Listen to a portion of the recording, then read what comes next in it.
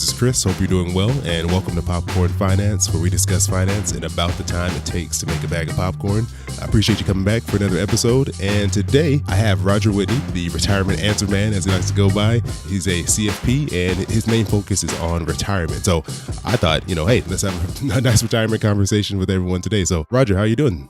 I'm awesome, Chris. How you doing, man? No, I'm doing really good. I appreciate having you on. And it's, especially when you're talking retirement, it's always good to speak with someone who thinks about retirement all the time, which I know that's your thing, right? That's all I think about. I feel like the old wise one in the room.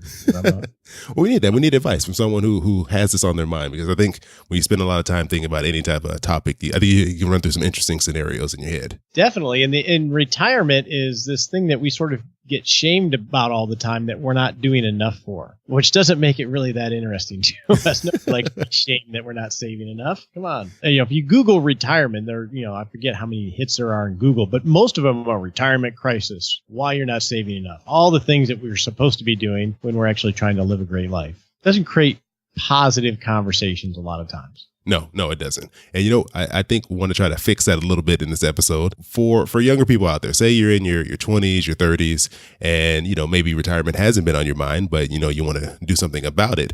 I really want to talk to you about what are some things someone in that age range should be thinking about when it comes to retirement, and also how have things really changed for younger people when it comes to planning for retirement. Well, this is going to be interesting because I don't think you really should be thinking about retirement at all. Really? Here's the deal. So I work primarily with baby boomers, which are the parents, right? Yeah. And even, the idea of retirement is changing, but we just don't have a word to call it. So, traditional retirement where you save a bunch of money, then you stop working forever and then just live off your money. That worked really for like grandparents, right? Because if you think of our grandparents or our parents, or mainly grandparents, they didn't live very long. They had pensions. And they lived very quiet lives. True. They lived on, they looked at retirement, which was literally, my body is worn out from labor. I need to just do nothing. I mean, when I think of my grandpa, that's what he did. And so they their retirement was on the park bench of life. And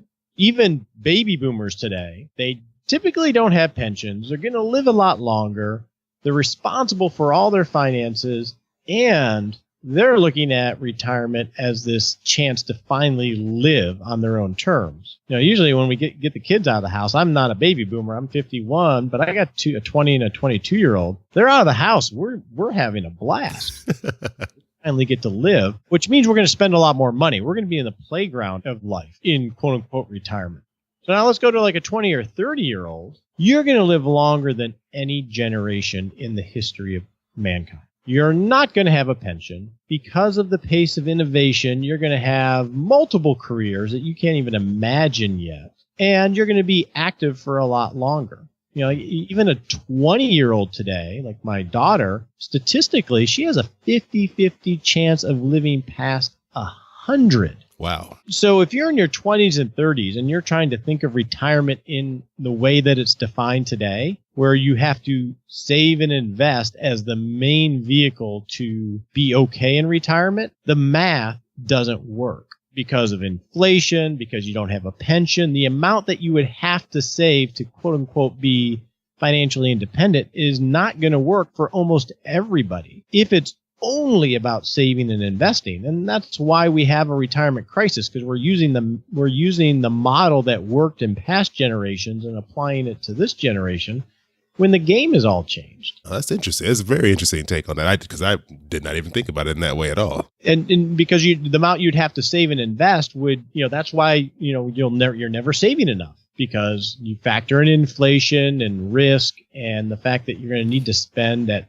if you retire at age 60, right now we're planning for a 30-year period of retirement. Well, if somebody in their 20s retires at 60, now we're planning for a 40 or 50-year period of retirement with the cost of inflation and the fact that you're going to want to be active because of all the medical advances. I don't even know how much money that would be. What do you see as the new take that younger people should be, taking when they're thinking about retirement? I mean, how do you even begin to tackle something like this? So if I think of somebody in their 20s or in their 30s, probably one of the best investments you can make likely the best investment you can make is in your ability to learn and improve your skill sets and your professional network. So if you actually do a return on investment on building a very robust professional network in maybe the industry that you're in or the industry that you would like to be in at some point, and then building your skill set in the industry you're in or where you might like to be, those are things that are going to help you grow your income. I mean, your income is the engine of growing wealth. So if you're like you, Chris, and you're sitting here, I'm guessing you have a full-time job of some sort. Mm-hmm.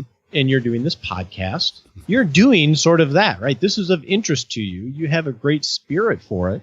So you're investing in this, I'll call it a side hustle that you don't know where it could take you. And, we got to bump into each other at Podcast Movement, and you're building a social/professional network that can spawn opportunities that we can't even imagine now. And you're making these relationships all over the world because of the reach of your podcast. So that's a perfect example. I didn't even think about this podcast in that way at all, but that's a great point, because I can only maybe say stand working at my regular job for so long. After so many years, you're kind of like, all right, I'm kind of done with this. And then, this gives me an opportunity to do something else that gives me some variety and maybe allows me to continue working, but then in a completely different field, completely different area than I was doing before, which will probably allow me to work longer, but in a different capacity.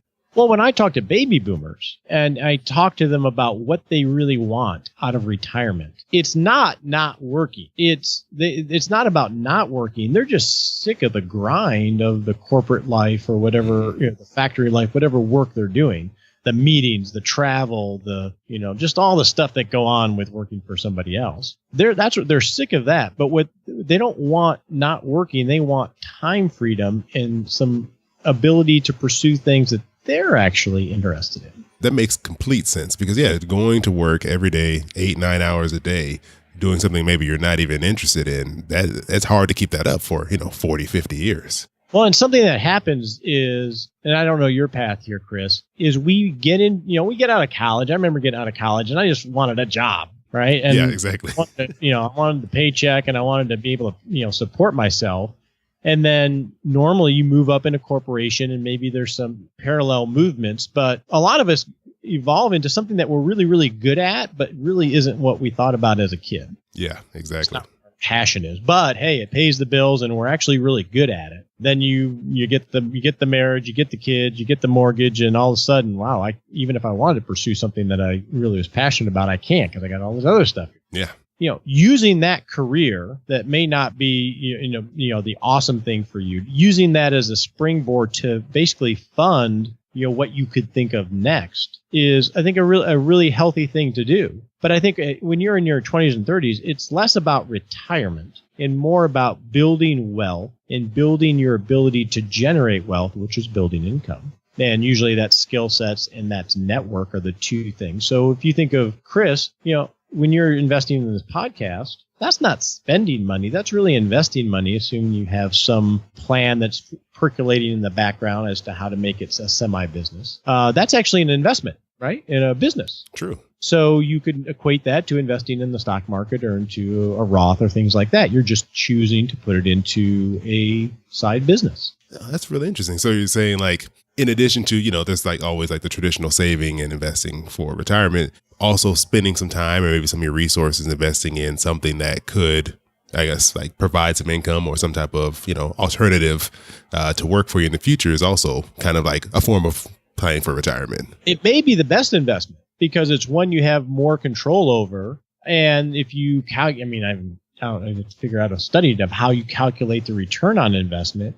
But if you could double your income, well, that just gives you more wealth to pour into a lot of other things. There's a big multiplier effect to that. And in your 20s and 30s, you have such a long timeline, and it's going to inoculate you to innovation and becoming obsolete because of how the pace of change that we're seeing in all sorts of industries, right? Oh, yeah, no, true. So I think that's a healthier way to think about it. And it's something that we can actually take action on, and it engages us more in keeping fresh. Now, I'm not saying don't save and invest. That's important to be a good steward of the wealth that you create through Roths and 401ks. That is part of it. But unfortunately, in the financial advice industry, which I'm part of, we don't know anything else but save and invest, and that's really where we make our bread and butter. Any advice you get from most financial media or advisor or firm is going to be about saving and investing in the traditional sense. It's just a little bit of they're a little myopic on that, and they don't think in multidimensional ways, which is probably a little healthier, which shows like this do all the time. And we think of retirement like a light switch, right? We're either on working or we're off, and we're like our grandparents. When it's much healthier to think of retirement as a dimmer switch, where we slowly are turning down traditional work to gain more time freedom. And as we turn down traditional work, we're maybe even making less money, but we're trading money for more time freedom. I love that. It's like you're gradually retiring. Like you go from like 100% down to, 80, 50, and still slowly you get to a point maybe where maybe you're not able to work, or you're not, you have no desire to continue working at all, but you can kind of phase that in. So it's less impactful on, I guess, the money you've saved over time. If you think about saving for the future in the one-dimensional plane of saving and investing, here's what the answer is always going to be. You're going to need to save more money now. Well, if you have to save more money now, that means you either have to earn more income, which means probably work harder if you're in a corporate, or take on more hours, or you're going to have to frugal your way down to rice and beans. And if you're not willing to do those things, or you can't, well, then the trade-off in the one-dimensional world is going to be, well, I'm sorry, you're just going to have to work a lot longer, and you're probably going to have to settle for less later on. Those are usually the kinds of options that come from this one-dimensional planning, and they all sort of suck. Yeah. And that's one, so we become disengaged because, if you're in your 20s and 30s, you're young, you're having fun, you're raising a family, and you don't have that much time margin. You're just trying to build your household to begin with. So I think a healthier way is thinking of your life like a business and thinking of more multidimensionally of how you can create not just a great life later on, but a really cool life right now. Oh, I love that. That's a really great point. And I think it's kind of made me start thinking about retirement a little bit differently. It's, not just thinking of it as how much money can I save? How fast can I get it to the point where I can stop working? But having something you can transition to, having something that allows you to either work just a little bit less, kind of reduce your hours, or maybe just transition to a new career altogether. That'll be more enjoyable, a little less stressful than a day-to-day grind. Rock Retirement, which is the name of your book, it offers inspirational advice on how to enjoy the journey to retirement to its fullest, which I think is really what our conversation was about, was, having that balance. And it's not just a work forever as long as you can and then just cut it off and go sit on the couch or go feed the pigeons. It's you can find that balance and find some enjoyment on that journey to retirement and then also in retirement. And you kindly offered to give away a few copies of it. Yeah, we'll give away 10 copies. All you have to do is go to rogerwhitney.com/popcorn, enter your email, and then we'll contact the 10 people that win it, and we'll send it out with postage paid and everything. Oh, no, that's perfect. Thank you. I appreciate that. It's really, really generous of you. You bet, man. You bet. I didn't expect this, but I'm my mind has really been challenged in my normal thoughts on retirement. I really got to think about it a little bit more and work on finding that balance and rethinking what I consider to be retirement and what it is I'm looking for. So I always love having conversations that'll make me challenge what I've already been thinking. So I appreciate that. Before we get out of here, is there any place that people can keep up with you, find out what's going on, learn more about what you and what it is you're doing? Yeah, we have the Retirement Answer Man podcast, which is award-winning, had for 4 years. And then we got a YouTube channel where I try to make this stuff sort of fun. Yeah, I saw you recording some video at Podcast Movie. You had a nice setup there. Yeah, I'm geeking out on it a little bit right now. I'm having fun. I think that's always the best. Is that going to be your next career move, going to a little more video work? It's one of my passions right now. I just have a blast talking about this stuff. And the more I think about it, the more cool people I meet. So, yeah, we'll see where it goes. Well, that's always a great side effect of finding a new hobby is meeting some great people. And that's how I met you. It was really great, having the opportunity to talk with you and having you on the show. So thank you. Thank you. Hey, thanks for sticking with us for what ended up being about 4 or 5 bags of popcorn this week. So I know it was a longer episode, but I really appreciate you sticking with us. And I really hope that you got something from this episode. I didn't want to cut it short because I was really enjoying Roger's message about retirement, and he was kind of making me think about it differently. So I hope you got something from this episode as well. And I wanted to give a shout out to Cassandra, who won the Amazon Kindle that was part of the Popcorn Finance Black Friday giveaway. So got a hold of her, got the Kindle out to her in the mail. And thank you, Cassandra, so much for participating. And thank you to all of you who participated and send in your entries. I really wish I had more than one Kindle to give away, but the good news is, thanks to Roger's generous offer, he'll be giving away 10 copies of his book, Rock Retirement. So all you have to do is go to rogerwhitney.com/popcorn, or just head over to the show notes. I'll have a link in there as well, and make sure you sign up for a chance to win a copy of his book, which will hopefully get you on the path to thinking about your retirement a little bit differently. As always, I appreciate you joining me here for another bag of popcorn. I hope you have an amazing rest of your week, and I'll talk to you soon. Your boy keep it poppin' like Mary Poppins.